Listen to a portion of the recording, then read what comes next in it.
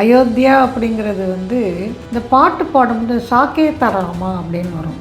இந்த சாக்கேத்தானா என்ன அப்படின்னு சொல்லிட்டு அந்த மாதிரி ஒரு 2-3 பேர் அவங்களுக்குள்ளே பேசிக்கிறதெல்லாம் நான் கேட்டிருக்கேன். அப்படின்னா என்னன்னு தெரியலையே அப்படின்னு சொல்லிட்டு அப்புறம் இந்த அயோத்தி பற்றி நம்ம நிறைய படிக்கும்பொழுது தான் தெரியுது. அயோத்திக்கு இன்னொரு பேர் சாக்கேத்தா. நம்ம ஒன்றும் இல்லை, அங்கே போனோம்னாவே நமக்கு வந்து மோட்சத்தை கொடுக்கறது. ராமர் 11,000 ஆண்டுகள் அங்கே ஆட்சி செஞ்சுருக்காரு அப்படின்னு சொன்னால் கண்டிப்பாக அங்கே போகும்பொழுதே நமக்கு வந்து ஒரு பிரமிப்பாக இருக்கும். குறிப்பாக இப்போ இந்த கோவில் கட்டின உடனே வந்து இத்தனைக்கும் புது கோவில், அப்படி ஒரு அட்ராக்ஷன். இந்த பாலகாண்டத்தில் அயோத்தியா காண்டம் இதில் எல்லாம் அந்த அயோத்திங்கிறது எப்படி இருக்குது அப்படிங்கிறத வர்ணனை பண்ணுறாங்க. வர்ணனை பண்ணும் பொழுது மக்களெல்லாம் அவ்வளவு ஒழுக்கத்தோடு இருக்காங்க. ஒவ்வொரு வீட்டிலேயும் நிறைய பசுக்கள் இருக்குது.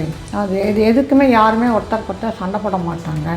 எல்லோருமே வயது முதிர்ந்து தான் இறந்து போவாங்களே தவிர ஒரு நோயாளியாக அல்லது ஏதோ ஒரு அகால மரணம் அப்படிங்கிறது அயோத்தியில் கிடையாது. நிஜமாகவே ராமர் இருந்தாரா, அவர் அங்கே தான் பிறந்தாருங்கிறது எப்படி தெரியும், இப்படியெல்லாம் வந்து அந்த ஒரு வாக்குவாதங்கள் அப்படியெல்லாம் நடந்தப்போ பராசரன் அவருக்கு வந்து அப்போ வாதாடும்போது 92 வயசு 93 வயசு. அவர் காலில் செருப்பு போடாமல் தான் வாதாடுவார் கோர்ட்டில்.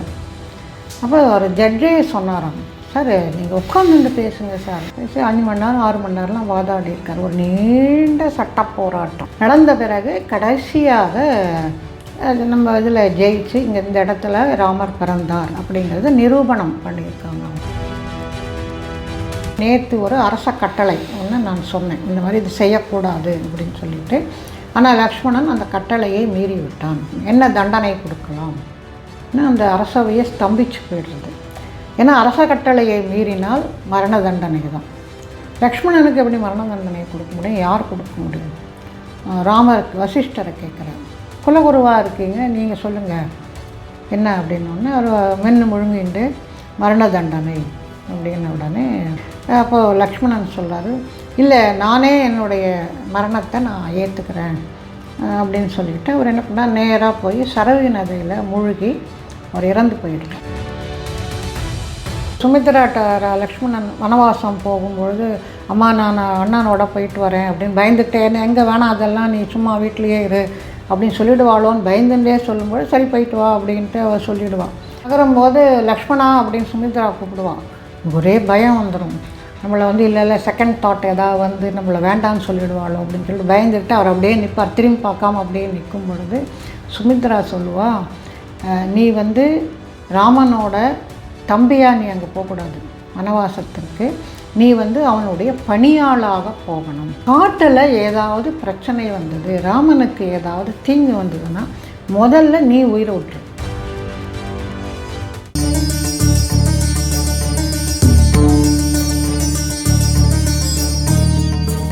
நமஸ்கார். நீங்கள் இந்த இலங்கை இது மாதிரி நிறைய இடங்களுக்கு போயிட்டு இருந்தேன். இந்த அயோத்தியாவுக்கு வந்து அயோத்தியாலாம் ஃபுல்லாக கட்டிட்டு ஃபுல்லாக எல்லாம் முடிஞ்சதுக்கப்புறம் போனேலா ஒரு தடவை டூர் மாதிரியே போனேலா? 2-3 தடவை போயிட்டு வந்திருக்கேன். டூர் மாதிரியே கூட்டின்னு போய் இப்போ எதுவும் ரீசெண்டாக பிளான் இருக்கா? இப்போ இல்லை, ஆனால் போகணும் கூப்பிட்டுன்னு இருக்கார். மற்றபடி நீங்கள் போனால் இப்போ அந்த கோவாவிலேயே நிறைய ராமர்லாம் பார்க்க போகிறேன் இல்லையா? ஆமாம், அங்கே வந்து இப்போ மோடி சமீபத்தில் 77 அடி ராமர் சிலை திறந்திருக்கு கோவாவில். அது வந்து அந்த அங்கே இருக்கிற ஒரு பழைய கௌடியா மடத்தினுடைய அதுக்கு சார்பாக அந்த சிலை திறந்துருக்கு. அதனால் அந்த மடத்துக்கும் போகணும். ஏன்னா அங்கே மூலராமரை வச்சு பூஜை பண்ணிகிட்ருக்காங்க. ரொம்ப அது 2000 வருஷத்து பழமையான மடம் அது. ஸோ அந்த சம்பிரதாயங்கள்லாம் மாறாமல் இன்னும் வச்சிட்ருக்காங்க. நிச்சயமாக அங்கே போனால் நமக்கு அந்த ஒரு எனர்ஜி அப்படிங்கிறது இருக்கும். அதனால் எனக்கு அப்போலேருந்து அங்கே போகணும் அப்படின்னு ஒரு எண்ணம் இருந்துக்கிட்டே இருந்தது. அதுக்கப்புறம் போகணுங்கிறப்ப நேராக கோவா போயிட்டு நேராக வரதை விட மேங்களூர் போயிட்டோம் அப்படின்னு சொன்னால் அங்கேருந்து கோவாவுக்கு போகும்பொழுது வழியிலேயே நமக்கு பிடித்தமான எல்லாரும் இருக்காங்க. கொல்லூர் மூகாம்பிகை இருக்கா, ஸ்ருங்கேரி அம்பாள் இருக்கா, உடுப்பி கிருஷ்ணர் எல்லாரையும் பார்த்து நவநீத கிருஷ்ணன் போகிறேங்களா? ஆமாம், நவநீத கிருஷ்ணன் வந்து பார்த்தீங்கன்னா உங்களுக்கு இப்போ நம்ம போன தடவை பேசிட்டு இருந்தோம்னு நினைக்கிறேன். கர்ப்பரக்ஷாம்பிகைக்கு கூட உங்களுக்கு பார்த்தோம்னா கர்ப்பம் தரிக்காமல் இருக்கிறதுக்கு போய் சில பேர் தரிக்காமல் இருக்கேன்னு போகிறான். ஆனால் அவள் வந்து கர்ப்பம் தரிச்சவாளுக்கு அது நல்லா தங்கி வரதுக்கு தான். ஆனால் அந்த மாதிரி குழந்தையே இல்லைன்னு நினைக்கிறவா நவநீத கிருஷ்ணன்ட்ட போகலாம். நம்ம குழந்தை பிறந்ததுக்கப்புறம் அந்த குழந்தைய கொண்டு போய் அவரோட மடியிலையும் விட்டுறலாம். அதாவது அவரே தவழ்ந்துன்னு தானே இருப்பார் உள்ள, அங்கே அப்படியே விடலாம். பார்த்தீங்களா, உங்களுக்கு அங்கே கர்ப்பகிரகத்துக்குள்ளெல்லாம் போட்டுருக்கா. நல்ல ஒரு பிளேஸ் அது, ஒண்டர்ஃபுல்லாக இருக்கும், ஃபுல்லாக குழந்தைகளாக இருக்கும் பார்க்கறதுக்கு. அதனால் அந்த மாதிரி முருடேஸ்வரர் அவ்வளோ பெரிய சிவனை அதுவுமே கவர் பண்ணுறாங்க. இன்னொன்று அந்த கடற்கரையில் வந்து இல்லை முருடேஸ்வரர் கவர். ஆமாம் போகிறோம் அந்த கோபுரத்தை எப்படி கட்டினாங்கன்னே தெரியல. அதுவும் அது வந்து ரொம்ப நம்ம கோவில் கோபுரம்லாம் இப்படி வரும், அது வந்து இப்படி வருது. அவ்வளவு 18-19 ஸ்டோரேஜ் இருக்குது அதில். இல்லை லிஃப்ட்டில் மேலே போனோம்னா ரொம்ப நல்லாயிருக்கும், சுற்றியும் கடல் இருக்கும். அந்த மணல், கடற்கரை மணலில் அவங்க எப்படி கட்டினாங்க. நம்ம முன்னோர்களெல்லாம் நம்ம நினச்சி ரொம்ப ஆச்சரியப்படணும். அவங்களுடைய அந்த கட்டிடக்கலை திறன் என்னவோ இப்போ எல்லாம் சொல்கிறாங்க, எல்லாமே ஃபாரின்லேருந்து அவங்க வந்து தான் நமக்கு எல்லாம் தெரிஞ்சுது அப்படின்னு. நம்மக்கிட்ட இருக்கிறது எல்லாம் நினச்சி நம்ம ரொம்ப ஆச்சரியப்படணும். எப்படி பிரகதீஸ்வரர் கோவிலோ அந்த மாதிரி இந்த முருடேஸ்வரர் கோவில் கூட எப்படி அந்த கோபுரத்தை கட்டினாங்கன்னு தெரியல. இன்றைக்கும் அது அவ்வளவு ஸ்ட்ராங்காக, அதான் சாதாரணமாக கட்டுறது கஷ்டம்.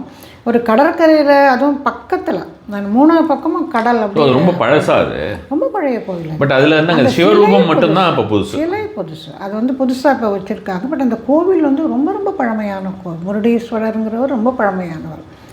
ஸோ அதெல்லாமே நம்ம பார்த்துன்னு போயிட்டு கோவா போகலாம். போயிட்டு இருக்கவே அங்கே இயற்கை காட்சிகள் எல்லாம் ரொம்ப ஃபேமஸ். அதெல்லாம் பார்த்துட்டு திரும்பி வரும்பொழுதும் சில மங்களூர்லேயே மங்களாதேவி ரொம்ப விசேஷம். ஸோ அவங்க எல்லாரையும் தரிசனம் பண்ணிட்டு வரலாம் அப்படிங்கிறதுக்கோசம் பிளான் பண்ணோம். நிறைய பேர் வரேன் அப்படின்னு சொல்லின்னு இருக்காங்க. ஸோ கூடியிருந்து குளிர்ந்தேல ஒரு எம்பாவாயின்னு எப்பவும் மாதிரி போய் எல்லாரையும் தரிசனம் பண்ணோம். இன்னும் இருக்கா இல்லை ஃபினிஷ் பண்ணிட்டேலாம் இருக்குது. இப்போவும் கூட ஃபோன் வந்துகிட்டே இருக்குது, எனக்கு கொஞ்சம் சேர்த்துக்கங்க அப்படின்ட்டு. பார்க்கணும், அதை வந்து அரேஞ்ச் பண்ணிட்டு இருக்கோம். இது எப்படி தனியும் 4-5 நாளுக்குள்ளே முடிச்சிட முடியுமா? தாராளமாக 4 நாளில் முடியும். 4 நாள் தான் பிளான் பண்ணியிருக்கோம், 4 நாளில் முடியும். ரிலாக்ஸ்டாக பார்த்துட்டு வரலாம். ஆமாம் தாராளமாக. என்னோடது எல்லாமே ரிலாக்ஸ்டாக தான் இருக்கும். அங்கே சில பேர்லாம் கூட சொல்லுவாங்க, உங்களோட வரும்போது தான் எங்களுக்கு தெரியறது. ஏதாவது சாதாரணமாக அப்படின்னா அங்கே கொண்டு போய் நிறுத்திட்டு, சரி உங்களுக்கு 15 நிமிஷம் நீங்கள் போய் உள்ளே பார்த்துட்டு வந்துடுங்க அப்படின்லாம் சொல்லுவாங்க சில பேர். நான் அவங்களோடையே தான் போவேன் இருந்து. ஏன்னா நம்ம எல்லாருமே அந்த ஒரு பக்தி பூர்வமாக தான் வராங்க. ஸோ நிறுத்தி நிதானமாக, அதுக்காக ரொம்ப நிறுத்தி நிதானமாக போனால் அடுத்தது கோயில் மூடிடுவாங்க. ஸோ அந்த ஒரு பேலன்ஸ்டாக நம்ம கூட்டிகிட்டு போயிட்டு வர்றது அப்படிங்கிறது இருக்குது. அதுக்கு தகுந்த மாதிரி தான் நம்ம பிளான் பண்ணிக்கிறோம். இங்கேருந்து போகிறதுக்கு இவ்வளோ நேரம் ஆகும், அந்த கோவிலில் இவ்வளோ நேரம் ஆகும், அதுக்கு அடுத்தது போகும். அந்த மாதிரி முதல்லையே அப்படி பிளான் பண்ணிட்டோம் அப்படின்னா அழகாக போயிட்டு அழகாக வந்துடணும். அயோத்தியா எக்ஸ்பீரியன்ஸ் சொல்லுவோம். அயோத்தியா எக்ஸ்பீரியன்ஸுங்கிறப்ப அதுக்கு முன்னாடி நம்ம போனோம். அயோத்தியா அப்படிங்கிறது வந்து இதுக்கு முன்னாடி சில பேர் வந்து இந்த பாட்டு பாடும்போது சாகேத ராமா அப்படின்னு வரும். சாகேதானா என்ன அப்படின்னு சொல்லிட்டு அந்த மாதிரி ஒரு 2-3 பேர் அவங்களுக்குள்ளே பேசிக்கிறதெல்லாம் நான் கேட்டிருக்கேன். அப்படின்னா என்னன்னு தெரியலையே அப்படின்னு சொல்லிட்டு. அப்புறம் இந்த அயோத்தி பற்றி நம்ம நிறைய படிக்கும் பொழுது தான் தெரியுது, அயோத்திக்கு இன்னொரு பேர் சாகேதா அப்படிங்கிறது. ஸோ அவங்க அந்த பாட்டில் வரும்போது சாகேத ராமா அப்படிங்கிறது அயோத்தி ராமா, அதை தான் அவங்க வந்து அந்த பாட்டில் அவர் சொல்லியிருக்காரு அப்படிங்கிறத புரிஞ்சிக்க முடிஞ்சது. அயோத்தி அப்படிங்கிறது முதல்ல மோக்ஷபுரியில் 7 மோக்ஷபுரி இருக்குது நம்முடைய தேசத்தில். அதில் முதல்ல அயோத்தியை குறிக்கிறாங்க. அயோத்தி, வாரணாசி, காஞ்சிபுரம், உஜ்ஜயினி இதெல்லாம் அதில் வரும். மதுரா எல்லாமே 7 மோக்ஷபுரிகள் வரும். அதில் முதல்ல வர்றது வந்து அயோத்தி. நம்ம ஒன்றும் இல்லை, அங்கே போனோம்னாவே நமக்கு இந்த மோட்சத்தை கொடுக்கறது. ராமர் 11,000 ஆண்டுகள் அங்கே ஆட்சி செஞ்சுருக்காரு அப்படின்னு சொன்னால் கண்டிப்பாக அங்கே போகும்பொழுதே நமக்கு வந்து ஒரு பிரமிப்பாக இருக்கும். குறிப்பாக இப்போ இந்த கோவில் கட்டின உடனே வந்து இத்தனைக்கும் புது கோவில், அப்படி ஒரு அட்ராக்ஷன். சரி, நம்ம அது அப்புறம் வருவோம். வந்து இந்த ஆதின்னு வரும் பொழுது அயோத்தியா அப்படிங்கிறது மனுவால் கட்டப்பட்டது அயோத்தி. அதாவது இது பிளான்டு சிட்டி. அவர் அப்போவே கச்சாமச்சான்னு கட்டுறதுங்கிறதெல்லாம் பெருகிக்கிட்டே போகிறது அப்படிங்கிறது. அப்படி இருக்கும் பொழுது அது அந்த ப்ராப்பராக இருக்காது. பட் அவர் வந்து அந்த பிளான் பண்ணி திட்டமிட்டு அவருடைய தலைநகராக கட்டப்பட்டது அயோத்தி. அப்படி கோசல ராஜ்யத்தினுடைய தலைநகரம் அயோத்தி அப்படின்னு மனுங்கிறப்ப எவ்வளவோ புராண காலத்துக்கு போயிடணும். அவர் ரிலேட்டட் அந்த இக்ஷவாகு வம்சம், ரகுவம்சம், சூரிய வம்சம் அப்படிங்கிறது அதுலேருந்து வருது. ஸோ ராமருங்கிறவர் வந்து அந்த வம்சத்தில் அவர் ஒரு ராஜாவாக அவர் வரார். அதுக்கு முன்னாடி இருந்தவங்களும் அவங்களும் ரொம்ப ரொம்ப புகழ் பெற்றவர்கள். பரதன்னா ராமருடைய தம்பி இல்லை, பாரதம்னு பேர் வரத்துக்கே காரணமாக இருந்த பரதன். அவ்வளவு அற்புதமான எத்தனையோ அரசர்கள் வந்து அந்த வம்சத்தில் இவருக்கு முன்னாடி இருந்திருக்காங்க. அவர்களை பற்றியெல்லாம் நிறைய பேசு பொருளாக இருக்குது. நிறைய நம்ம அதுக்குன்னு போய் பார்த்தோம், இக்ஷவா வம்சம் அப்படின்னு போட்டு பார்த்தோம் அப்படின்னு சொன்னால் அவ்வளோ அரசர்கள் அற்புதமாக ஆட்சி செய்திருந்திருக்காங்க. அதனால தான் அந்த பரம்பரையில் வரும்பொழுது அதனுடைய ஒரு கனி அப்படின்னு கூட சொல்லலாம். அது ஒரு விருட்சத்தில் வந்து எல்லாமே வரும், இலை காய் எல்லாமே வரும்போது கனிஞ்சி வருது தான் கடைசி அந்த ஒரு பழுத்த ஒரு பழம் அப்படின்னு சொல்லுவாங்களே, அந்த மாதிரி அந்த குணங்கள், அந்த தயாள குணம், தியாகம் எல்லாம் சேர்ந்து வந்தது தான். நான் ராமரை மட்டும் சொல்ல மாட்டேன், 4 பேரையும் சொல்வேன். அவர் அந்த மாதிரி நம்ம வந்து ஒரு அண்ணன் தம்பிகளை எங்கேயுமே பார்க்க முடியாது. அதனால தான் ராமாயணத்தை திருப்பி திருப்பி திருப்பி படிக்கணும் அப்படின்னு சொல்கிறது. ஒரு வாழ்க்கை ஒவ்வொரு தடவையும் ஒவ்வொரு கைண்ட் ஆஃப் எக்ஸ்பீரியன்ஸ் வரும் நமக்கு. ஆமாம், அண்டர்ஸ்டாண்டிங். ஆமாம், என்ன தம்பிகள்ப்பா அவர் மெய்சிலிருக்கும் எனக்கு அவங்கள பற்றியெல்லாம் நினைக்கும் போது எப்படியெல்லாம் இருந்திருக்காங்க அப்படின்ட்டு. கடைசியில் லக்ஷ்மணனுக்கே மரண தண்டனை கொடுப்பார் ராமன். அவன் வந்து பட்டாபிஷேகம் அப்போ வந்து அவனை இளவரசனாக பட்டம் கட்டணும் அப்படின்ட்டு எவ்வளவோ கெஞ்சுவார் ராமன். அவன் முடியவே முடியாதுன்னு சொல்லிடுவார் லக்ஷ்மணன். எனக்கு வேண்டாம், உங்களுக்கு சேவை பண்ணிக்கிட்டு உங்களுக்கு தம்பியாக இருக்கேன், எனக்கு இது எதுவுமே வேண்டாம் அப்படின்றார். அதுக்கப்புறமா தான் பரதனுக்கு வந்து இளவரச பட்டம் பட்டாபிஷேகம் அப்போது அவர் ராஜாவாகவும் இவர் இளவரசராகவும் அவங்க பட்டம் சோடிப்பாங்க. பரதனுடைய தியாகம் பேர்பட்ட தியாகம். இப்போவும் அதே மாதிரி இந்த அவுரங்கசீப் அவங்களையெல்லாம் அவங்களுடைய கதைகள் இதையெல்லாம் நம்ம படிக்கும் பொழுது நம்முடைய இதில் எப்பேற்பட்ட காப்பியம் அதை வந்து சொல்லி சொல்லி சொல்லி இப்படி தான் இருக்கணும், ஒருத்தருக்கு ஒருத்தர் ஒரு குடும்பம் அப்படின்னு சொன்னால் இப்படி தான் இருக்கலாம்.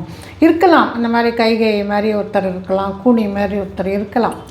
ஆனால் அதை எல்லாமே மீறி வந்து ஒருத்தர் ஒரு தியாகம், விட்டு கொடுத்தல், இப்படியெல்லாம் வாழறது தான் வாழ்க்கை ஒன்று. இன்னொன்று வந்து அந்த தெய்வமே மனிதனாக பிறந்தாலும் அப்போ அந்த மனிதனுக்குரிய அத்தனையும் வந்து அனுபவித்து தான் ஆகணும். கிருஷ்ணர் மாதிரி உடனே சக்கரத்தை தூக்கிட்டு போக முடியாது. ராமர் ஒரு மனிதர், சீதை ஒரு மனுஷி. ஸோ அவங்க வந்து இந்த கஷ்டங்களை எல்லாம் அனுபவித்து தான் அவங்க வெளியே வரணும். ஆனால் இத்தனை வந்தாலும் கூட அந்த தர்மத்திலேருந்து அவங்க விலகவே கூடாது. இதுதான் குடும்பம் அப்படின்னு சொல்லிட்டு இந்த ராமாயணம் அப்படிங்கிறது சொல்லுது. சீதையை பற்றி சொல்லும் நம்ம வந்து நிறைய அயோத்தியிலேருந்து இதெல்லாம் சொல்லிக்கிட்டே போகிறோம். சீதையை பற்றி அந்த அசோகவனத்தில் இருக்கும் பொழுது ஆஞ்சநேயரும் அவளும் பேசும்போது அவள் சிந்திப்பான். அவளை இன்னும் அவளுக்கு சக்தியே இல்லாமல் அப்படி பயந்து போயெல்லாம் அவள் அங்கே உட்காந்துக்கிட்டு இல்லை. ராகவன் சொல்லுது, வில்லிற்கு மாசென்று வீசினேன் அப்படின்னு தான் வீசினேன்பான். அதாவது அவனுடைய வில்லுக்கு அவளால் ஒரு சொல்லால் ராவணனை சுட்டு பொசிக்கிட முடியும். ஆனால் அந்த ராகவனுடைய வில்லுக்கு அது மாசு. அதனால் அந்த வீசினேன், அந்த சொல்லு வருது, ஆனால் அந்த திக் போட்டேன். அவன்தான் வந்து என்னை காப்பாற்றணும், அதுதான் அவனுக்கு பெருமை, அதுதான் தர்மம் அப்படின்னு சொல்லிட்டு அவள் 10 மாதம் அங்கேயே உட்காந்துருக்கான். ஒவ்வொருத்தரும் அந்த தர்மத்தினுடைய இதுலேருந்து கொஞ்சம் கூட விலகாமல் அந்த வாழ்க்கையை அவங்க வாழ்ந்துட்டு பாரத தேச மக்களே நீங்கள் இப்படி தான் இருக்கணும், இதுதான் குடும்பம், இதுதான் கிரகஸ்தாசிரமங்கிறது அப்படிங்கிற மாதிரி அவங்க வாழ்ந்துட்டு போயிருக்கிறாங்க. அப்போது இது எல்லாமே எப்படி வரும் அப்படின்னு சொன்னால் அந்த முன்னோர்கள், இந்த வளர்த்தவங்க அது சரியாக இருந்தால் வரும். இது வந்து ரொம்ப அவுட் ஆஃப் கான்டெஸ்ட்டாக இருந்தால் கூட இங்கே நான் ஒன்று 2-3 நாளைக்கு முன்னாடி ஒரு வண்டியில் வந்துட்டு இருந்தேன். அந்த இப்போது அவர் வந்து இந்த ரொம்ப மெதுவாக போயிட்டுருந்தார். வண்டியில் வரும்பொழுது எனக்கு அங்கே போய் இடத்துக்கு போய் சேரணும், கொஞ்சம் வேகமாக ஓட்டுங்க அப்படின்ட்டு நான் சொன்னேன். சொல்லும் பொழுது அவர் சொன்னார், இல்லைம்மா இப்போது இங்கே ரோடு எங்கே பள்ளம் எங்கே இதுன்னே தெரியல, அதனால் கொஞ்சம் பார்த்து ஓட்ட வேண்டியதாக இருக்குது. ஆனால் வர்றவங்க எல்லாருமே வந்து நிறைய பேருக்கு வந்து ஒவ்வொருத்தருக்கு ஒரு ப்ராப்ளம் இருக்கும். ஒரு ஸ்பைன் ப்ராப்ளம் இருக்கும், கால் வலி இருக்கும், இல்லை இடுப்பு வலி இருக்கும். நான் அந்த மாதிரி தெரியாமல் கொண்டு போய் எங்கேயோ பள்ளத்தில் விட்டுட்டேன்னா அவங்களுக்கு ரொம்ப கஷ்டமாக போயிடும் இல்லையா? அதனால் வந்து நான் கொஞ்சம் பார்த்து ஓட்டுறேம்மா, கொஞ்சம் தூரம் போன உடனே ரோடு சரியாயிடும், நாங்கள் அங்கேருந்து ஒன்று நான் உங்களை கண்டிப்பாக கொண்டு போய் அங்கே விட்டுடுறேன் எனக்கு குறித்த நேரத்துக்கு அப்படின்னு அது சொல்கிறது அவ்வளவு பதவிசாக அவர் சொன்னார். எனக்கு உண்மையாக ரொம்ப சந்தோஷமாயிடுச்சு. சொல்லிட்டு இவ்வளவு கைண்டாக இவ்வளவு அற்புதமாக பேசுகிறீங்க, ரொம்ப தேங்க்ஸ் அப்படின்னு சொன்னப்போ அதுக்கு அவர் சொன்ன பதில் தான் என்ன அப்படி நிஜமாகவே புல்லரிக்க வச்சார். சொன்னார், இல்லைம்மா அதெல்லாம் அம்மா அப்பா வளர்ப்பு அப்படின்னாரு. ரொம்ப சந்தோஷமாக அன்றைக்கே வந்து ரொம்ப சந்தோஷமாக இருந்தது அதை கேட்கும் பொழுது. ஸோ நம்ம முன்னோர்கள் நம்ம பெரியவங்க அவங்கெல்லாம் எப்படி வளர்க்குறாங்களோ அந்த மாதிரி தான் நாமளும் இருக்கோம். இதை வச்சு நம்ம இன்றைக்கு பார்க்கும் பொழுது இன்றைய மக்கள் இந்த சில பேரெல்லாம் பண்ணுற ரொம்ப ஒரு மோசமான செய்கைகள் இதெல்லாம் பார்க்கும் பொழுது ரொம்ப கஷ்டமாக இருக்கனால அந்த பெற்றோர்கள் அப்படிங்கிற அவங்களுடைய அந்த கடமை, அவங்களுடைய தர்மம் அப்படிங்கிறது எப்பேற்பட்டது இப்படியெல்லாம் நிறைய உணர்த்துறது ராமாயணம். சொல்லிகிட்டே போகலாம். இந்த ராமாயணத்தினுடைய கேரக்டர்ஸ், அது சொல்கின்ற வாழ்வியல், அது சொல்கின்ற தர்மம் அப்படிலாம். இதுக்கெல்லாம் காரணம் என்ன அப்படின்னு சொன்னால் அந்த மனு வம்சத்துலேருந்து அவர் ஒவ்வொரு அரசரும் அவ்வளவு சிறந்தவர்களாக இருந்திருக்காங்க. இதுதான் விஸ்வாமித்திரர் என்ன பண்ணுவார்னா ராமனையும் லக்ஷ்மணனையும் அவர் கூட்டிகிட்டு போவார், இந்த யாகத்துக்காக கூட்டிகிட்டு போவார்.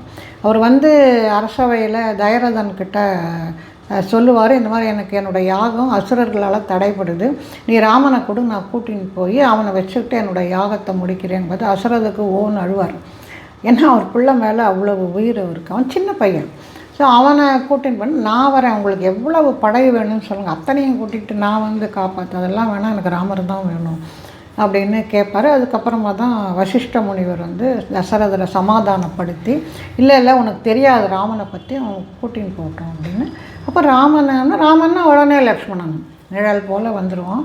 2 பேரையும் கூட்டிகிட்டு போகும்போது அந்த குழந்தைகளுக்கு அப்போ அவர் சொல்லுவார், இந்த மாதிரி இந்த வம்சங்களை பற்றியெல்லாம் அவருடைய முன்னோர்களை பற்றியெல்லாம் சொல்லும்போது அந்த வயதில் அவங்களுக்கு அந்த பதிவு வைக்கும்பொழுது இப்படியெல்லாம் அவனோட தாத்தா இருந்தார், இப்படியெல்லாம் பெரிய தாத்தா இருந்தார், இதெல்லாம் அவங்க செஞ்சாங்க அப்படின்னு சொல்லும்போது அந்த குழந்தைங்களுக்கு அப்படியே அதை வந்து பசுமரத்தாணி போல் அப்படியே அவங்களுக்கு பதிஞ்சு போயிடுது. அந்த மாதிரி அவங்களுடைய பெருமைகளை எல்லாம் அவர் சொல்வார். அதெல்லாம் நம்ம படிக்கும் பொழுது ரொம்ப விரிவான விஷயங்கள். அதெல்லாம் இத்தனை இவங்க இருந்தாங்க, ராஜாக்கள் இருந்தாங்க அப்படின்ட்டு அவர் சொல்வார். ஸோ இதெல்லாம் கேட்டுக்கிட்டே அவங்க போவாங்க. அப்போ தான் இன்னொன்றும் சொல்வார், குமார சம்பவம் பற்றி கூட சொல்வார். முருகன் வந்து எப்படி அவர் தோன்றுவதற்கு காரணம் என்ன, எப்படி தோன்றினார் அப்படின்லாம் ஒரு குமார சம்பவத்தை விரிவாக நிறைய விஷயங்களை அவங்களுக்கு போதிக்கிறார், ஒரு குருவாக போதிக்கிறார். போதிச்சுட்டு அப்போ தான் சொல்லுவார், இந்த மாதிரி இந்த குமார சம்பவம் முருகனுடைய பிறப்பு அதை பற்றியெல்லாம் யாரெல்லாம் படிக்கிறாங்களோ, யாரெல்லாம் முருக பக்தர்களாக இருக்காங்களோ அவங்களுக்கெல்லாம் வந்து வாழ்க்கையில் ஏற்ற இறக்கம் அப்படின்னு வரவே வராது, எப்பவும் ஏற்றம் தான். அவங்களுக்கு வந்து எப்போவுமே இன்பமாக தான் இருப்பாங்க. நீங்கள் முருக பக்தர்கள் இதை நான் சொல்கிறேன், முருக பக்தர்கள் பார்த்திங்கன்னா அவங்க வாழ்க்கையில் பெரிய சோதனை அப்படிங்கிறது இருக்காது. அதனால் இதை பற்றியெல்லாம் அவர் சொல்வார். அதனால் அந்த குமார சம்பவம் படித்தா இவ்வளவு நன்மைகள் கிடைக்கும் அப்படின்னு அவர் இதெல்லாம் அவர் சொல்லிக்கிட்டே வருவார். அப்புறம் தான் அந்த யாகத்துக்கு இவங்க இருந்து அந்த நல்லபடியாக முடிஞ்ச பிறகு தான் இதுக்கு போகிறாங்க, அவங்க மிதிலைக்கு போகிறாங்க, மைத்திலியை கல்யாணம் பண்ணிக்கிறாரு, அதெல்லாம் நடக்கிறது. ஸோ இதெல்லாம் அந்த அயோத்தி அதுலேருந்து அந்த அவருடைய முதல் பயணம், முதல் ராம அயனம்னு சொல்லலாம். அயனம்னா பயணம், ராமனுடைய முதல் பயணம் அது. அதுக்கப்புறம் அடுத்த பயணம் தான் இந்த வனவாசம் அப்படிங்கிறது வருது. ஸோ அந்த மாதிரி இந்த அளவிற்கு ஒரு புண்ணியமான பூமியாக முதல்லேருந்தே அது மனுவினால் ஏற்படுத்தப்பட்டு வந்திருக்கு. இன்னொன்று இந்த பாலகாண்டத்தில் அயோத்தியா காண்டம் இதில் எல்லாம் அந்த அயோத்திங்கிறது எப்படி இருக்குது அப்படிங்கிறத வர்ணனை பண்ணுறாங்க. வர்ணனை பண்ணும் பொழுது மக்களெல்லாம் அவ்வளவு ஒழுக்கத்தோடு இருக்காங்க. ஒவ்வொரு வீட்டிலேயும் நிறைய பசுக்கள் இருக்குது. இது எதுக்குமே யாருமே ஒருத்தருக்கு சண்டை போட மாட்டாங்க. எல்லோருமே வயது முதிர்ந்து தான் இறந்து போவாங்களே தவிர ஒரு நோயாளியாக அல்லது ஏதோ ஒரு அகால மரணம் அப்படிங்கிறது அயோத்தியில் கிடையாது. இதுக்கெல்லாம் அந்த வீடுகள்லாம் பார்த்தா அவ்வளவு அற்புதமாக இருக்கும் அப்படின்னு சொல்லிட்டு அந்த வீடுகளை பற்றியெல்லாம் வர்ணிப்பாங்க. எவ்வளோ செல்வ செழிப்போடு இருந்தது அப்படிங்கிறது. இதையே வந்து சுந்தரகாண்டத்துலேயும் பார்க்கும்போது ராவணனுடைய ஸ்ரீலங்கா எப்படி இருந்தது அப்படிங்கிறது அங்கேயும் அது வர்ணனை நடக்கும். அப்போது நடக்கும்போது சொல்லப்போனால் இதை விட கூட அவங்க ரிச்சாக இருப்பாங்க. ஆமாம், பயங்கர ரிச்சாக இருப்பாங்க. ஆமாம், தங்கத்தாலேயே அந்த கதவெல்லாம் தேரை பார்த்தார், எப்படியோ ஒவ்வொன்றுத்தையும் பார்த்தார், ஆஞ்சநேயர் ஒவ்வொன்றுத்தையும் பார்த்துட்டே போகிறதெல்லாம் வரும். அவ்வளோ ரிச்சாக இருக்குது. ஆனால் இந்த இரண்டிற்கும் என்ன வித்தியாசம் அப்படின்னு பார்க்கும் பொழுது, அந்த ஸ்ரீலங்காவில் இருந்தது வந்து அசுர சம்பத்தாக இருந்திருக்கு, இங்கே இருந்திருக்க வந்து தேவ சம்பத்தாக இருந்திருக்கு, தெய்வ சம்பத்தாக இருந்திருக்கிறது. அதனால் எப்போவுமே நமக்கு லக்ஷ்மி வந்து பணத்தை கொடுப்பா, நம்ம கேட்டால் சம்பத்தை கொடுப்பா. ஆனால் நமக்கு என்ன சம்பத்து வேணுங்கிறத நம்ம தான் கேட்டு வாங்கணும். நமக்கு வந்து அசுர சம்பத்து வந்தது அப்படின்னு சொன்னால் இப்போல்லாம் நம்ம பார்க்குறோம், அசுர சம்பத்தாக இருக்குது இப்போ. ஆனால் அதெல்லாம் வந்து நிலைக்காது, மனிதனுக்கு நிம்மதியை கொடுக்காது. இவ்வளவு இருந்து எல்லாம் இருந்தால் கூட கடைசியில் வந்து யாருமே இல்லாமல் போயிட்டாங்க. விபீஷ்ணர் அப்படிங்கிற ஒரு ஆளை தவிர இது எல்லாருமே அழிந்து போயிட்டார்கள். அவ்வளவு வேதனை, மண்டோதரிக்கெல்லாம் எவ்வளோ வேதனை இருந்திருக்கும். அதாவது அவங்க இருக்கும் பொழுதே அவங்களுடைய வம்சம் அழியிறதுங்கிறது மிக கொடிய ஒரு தண்டனை, வேதனை அப்படின்னு சொல்லலாம். அந்த மாதிரியான ஒரு வேதனையெல்லாம் இந்த அசுர சம்பத்தினால் வருகிறது. ஏன்னா அதனால் கர்வம் ஏற்படுறது. ஆனால் நீங்கள் இங்கே பார்த்தீங்கன்னா இந்த தேவ சம்பத், அயோத்தியில் அவ்வளவு சம்பத் அங்கே இருந்திருக்கு. ஆனால் யாருமே வந்து அதுக்காக பெருசாக குதிக்கலை. தசரதன், இந்த தசரத மகாராஜா அப்படிங்கிறவர் வந்து எதுக்காக அவருக்கு அந்த 10 தேர்கள் ஓட்டுகின்ற வல்லமை இருந்ததால் தசரதன். ஆனால் இன்னொன்றும் சொல்கிறாங்க, 10 திக்குகளையும் அவரால் வந்து தேரை ஓட்ட முடியும். இந்த கிழக்கு மேற்கு அப்படின்னு வரும்போது கிழக்கு, தென்கிழக்கு, அப்புறம் மேற்கு, அந்த மாதிரி 10 திக்குகளிலும் அவரால் ஒரே சமயத்தில் போர் சமயங்களில், நம்ம தசரதன் ராமாயணத்தில் படிக்கும்போது அவர் ஏதோ ஒரு கோழை, அவர் வந்து அவ்வளோ பெரியவர் இல்லை, ராமர் தான் பெரிய வீரன் அப்படிங்கிற மாதிரி நமக்கு எண்ணம் வருது. ஆனால் தைரதன் வந்து அவ்வளோ பெரிய வீரராக அவர் இருந்திருக்காரு. 10 திக்குகளிலும் தேர் ஓட்டி எல்லா அதுலேயே வரும், அயோத்தியா காண்டத்திலேயே நிறைய கூட்டமாக சிற்றரசர்கள்லாம் வந்து காத்துக்கிட்டு இருப்பாங்களாம். அந்த கட்டினது கப்பம் கட்டுறதுக்கோசரம் அவங்க கும்பல் ஒரு பக்கம் இருக்கும், ஒரு பக்கம் வந்து இந்த இசைவாணர்கள்லாம் ஒரு பக்கம், அவங்க கும்பலாக நின்று இசையெல்லாம் அவங்க வாசிச்சுட்டு இருப்பாங்க. அப்படின்னு சொல்லும் பொழுது ஒரு பெரிய கும்பல் வந்து காத்துக்கிட்டு இருப்பாங்களாம், கொண்டு வந்து பணத்தை கட்டுறதுக்காக. கப்பம் கட்டிட்டு இவரோட நல்லபடியாக இருக்கணும் அப்படிங்கிறது, நல்ல உறவை பேண வேண்டும் அப்படிங்கிறதுக்கோசம் இவரோட அந்த மாதிரி நிறைய பேர் வந்து காத்துட்டு, அப்படின்னா அவர் வந்து மிகப்பெரிய வீரராக கண்டிப்பாக அவர் வந்து இருந்து தான் இருக்கணும். அவ்வளோ பெரிய ராஜ்யத்தை அவர் ஆண்டு கொண்டு வந்திருக்கார். அப்படி இருக்கும் பொழுது தான் அவருக்கு அதுக்கப்புறம் குழந்தை இல்லை அப்படிங்கும் பொழுது ஒரு அந்த யாகம் பண்ணுறாரு, புத்திரகாமேஷ்டி யாகம் பண்ணுறாரு. இவங்கெல்லாம் பிறக்கிறாங்க. இன்னொன்று, ராமரே வந்து பிறக்கணும், அந்த வம்சத்தில் மகாவிஷ்ணு வந்து பிறக்கணும் அப்படின்னா நிச்சயமாக அது ஒரு ஒப்பற்ற நிலையில் தான் இருக்கணும். ரொம்ப பெரிய நிலையில் இருந்தால் தான் அங்கே வந்து அவர் பிறக்க முடியும். அதனால் அந்த வகையிலையும் அவர் வந்து செலக்ட் பண்ணி இங்கே வந்து பிறக்கிறாரு. அப்படின்றப்ப அந்த வம்சம், அந்த அயோத்தி அப்படிங்கிறது வந்து ஒரு மிகப்பெரிய நிலையில் தான் கண்டிப்பாக இருந்திருக்கணும். சுந்தரகாண்டம் படிக்கிறதால நமக்கு அந்த செல்வச் செழிப்பு தெரிகிறது. நம்ம அயோத்தி காண்டம்ங்கிறது இந்த முழுக்க படிக்கிறவங்க படிக்கலாம், மற்றபடி நமக்கு அவ்வளோ தூரம் தெரியாது. ஆனால் அவ்வளவு பெரிய ஒரு ஆட்சியோட ஒரு அது அந்த அயோத்திங்கிறதே ரொம்ப பெரிய விஸ்தீரணமான ஒரு நகரமாக இருந்திருக்கு அப்படியெல்லாம் சொல்கிறாங்க. அப்போது அது காலந்தோறும் வந்தது. அதுக்கப்புறமாக கொஞ்சம் கொஞ்சமாக அதனுடைய மற்ற மதத்தினரால் அது ஆக்கிரமிக்கப்பட்டு எங்கே ராமர் பிறந்தார் அப்படின்னு இருந்ததோ அந்த இடத்துல அவங்களுடைய வழிபாட்டு தலத்தை அவங்க அமைச்சுக்கிட்டாங்க. எல்லா கோவில்களிலையும் இடித்து வாரணாசிலையெல்லாம் அப்படி தான் நடந்தது. அந்த மாதிரியும் இங்கேயும் நடந்து அதுக்கப்புறமாக அது அப்படியே இருந்துக்கிட்டே இருந்தது. அதுக்கப்புறமா அதை வந்து ஒரு காலகட்டத்தில் இடித்தாங்க.